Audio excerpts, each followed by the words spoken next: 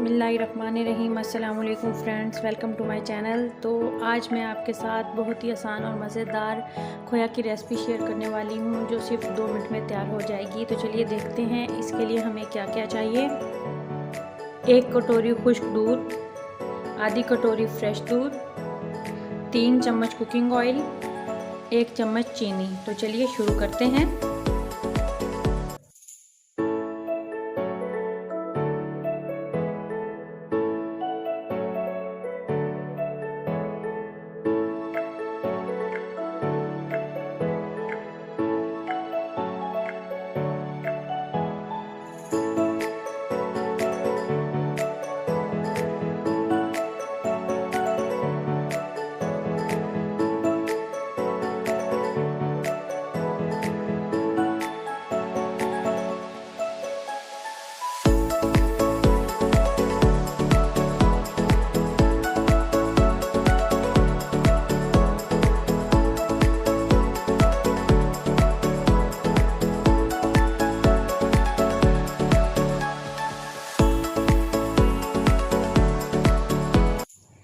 तैयार है बहुत ही मज़ेदार मीठा खोया। अगर आपको मेरी ये रेसिपी पसंद आए तो मेरी वीडियो को लाइक करें, शेयर करें और मेरे चैनल को सब्सक्राइब करें। मिलते हैं न्यू रेसिपी के साथ। अल्लाह हाफिज़।